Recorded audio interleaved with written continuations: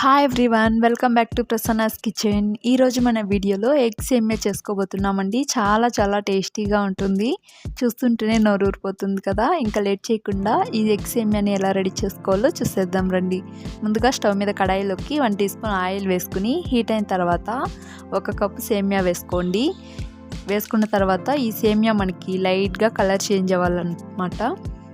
అంతవరకు కూడా లో ఫ్లేమ్లో ఉంచుకుని వీటిని బాగా ఫ్రై చేసుకోవాలి. ఇలా లైట్గా కలర్ చేంజ్ అయిన తర్వాత ఇందులోకి ఏ కప్తో అయితే మనం సేమియాని వేసుకున్నామో అదే కప్లో 2 కప్పుల నీళ్ళని వేసుకోండి. వేసుకున్న తర్వాత వీటిలోకి టేస్ట్కి తగినంత సాల్ట్ వేసుకుని ఒకసారి బాగా కలిపేసుకుని మూత పెట్టి బాగా ఉడికించుకోవాలండి. ఇలా 3 నిమిషాల తర్వాత మూత తీసి సేమియాని ఒకసారి బాగా కలుపుకోండి. ఈ సేమియా మనకి 80% కుక్ అయితే చాలన్నమాట. 80% కుక్ అయిన తర్వాత స్టవ్ ఆఫ్ చేసేసుకోండి. ఆఫ్ చేసుకుని వీటిని ఒక స్టైనర్లోకి వేసుకోండి. వేసుకున్న తర్వాత ఈ సేమియాలోకి నార్మల్ వాటర్ వేసుకోవాలండి. ఈ సేమియా వేడిగా ఉన్నప్పుడు మెత్తబడకుండా ఉంటుందన్నమాట. నార్మల్ వాటర్ వేసుకున్నట్లయితే ఇలా సేమియా చల్లారేంత వరకు కూడా నార్మల్ వాటర్ని వేసుకుని కాసేపు అలానే వదిలేసేయండి. తర్వాత స్టవ్ మీద కడాయిలోకి 1 టేబుల్ స్పూన్ ఆయిల్ వేసుకుని బాగా హీట్ అయిన తర్వాత అందులోకి 4 ఎగ్స్ని కొట్టి వేసుకోండి. మనం 1 కప్పు సేమియా తీసుకున్నాం కాబట్టి 4 ఎగ్స్ కరెక్ట్గా ఉంటుందండి. టేస్ట్ కూడా చాలా బాగుంటుంది.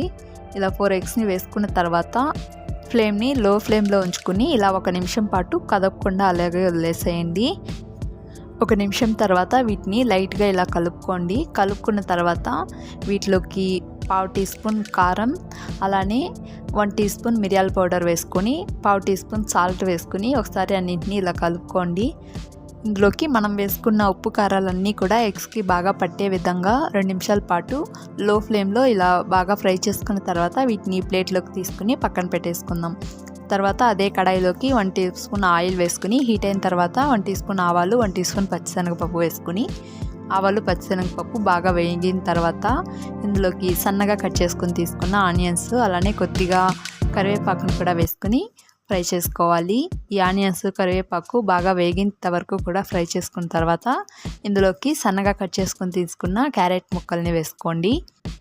ఈ క్యారెట్తో పాటుగా క్యాప్సికమ్, క్యాబేజీ, అలానే బఠానీలు కూడా వేసుకోవచ్చండి. ఇలా వీటిని ఒకసారి కలుపుకున్న తర్వాత కొద్దిగా పచ్చిమిర్చి ముక్కల్ని కూడా వేసుకుని ఒకసారి బాగా కలుపుకున్న తర్వాత మూత పెట్టి బాగా మగ్గించుకోవాలండి. ఈ క్యారెట్ మనకి ఉడికేంత వరకు కూడా బాగా మూత పెడుతూ తీస్తూ కలుపుతూ ఉండాలన్నమాట. ఇందులోనే 1/2 టీ స్పూన్ సాల్ట్ వేసుకుని కలుపుకోండి. క్యారెట్ అన్నీ కూడా బాగా ఉడికిన తర్వాత ఇందులోకి మనం ముందుగా ఉడికించుకుని తీసుకున్న సేమియాని వేసుకోండి. ఇలా సేమియా అన్నింటినీ వేసుకున్న తర్వాత మంటని మీడియం ఫ్లేమ్లోకి టర్న్ చేసుకుని ఇప్పుడు ఈ సేమియాని బాగా 2 నిమిషాల పాటు ఫ్రై చేసుకోండి. టేస్ట్ బాగుంటుంది.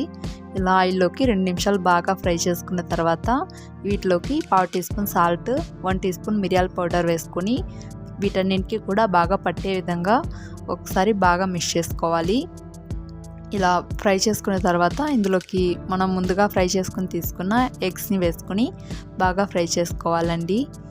ఈ ఎగ్స్, సేమియా అన్నీ కూడా బాగా కలిసే విధంగా మిక్స్ చేసుకోవాలి. మిక్స్ చేసుకుంటూ ఇలా ఫ్రై చేసుకుని చివరిగా సన్నగా తరిగిన కొత్తిమీరని వేసుకుని ఇలా 2 నిమిషాలు బాగా ఫ్రై చేసేసుకుని స్టవ్ ఆఫ్ చేసుకుని పక్కకు తీసేసుకోవటమే అండి. అంతే, మనకి ఎగ్ సేమియా రెడీ అయిపోయింది. చాలా టేస్టీగా ఉంటుంది.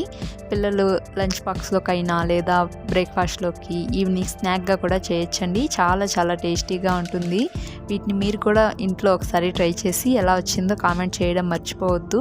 అలానే చూస్తున్న ప్రతి ఒక్కరూ లైక్ చేసి సబ్స్క్రైబ్ చేసుకుని చూడండి. అలానే మన ఛానల్లో ఉన్న స్నాక్స్ రెసిపీస్ అన్నింటినీ కూడా డిస్క్రిప్షన్లో లింక్ ఇస్తాను, వెళ్ళి ఒకసారి చెక్ చేయండి.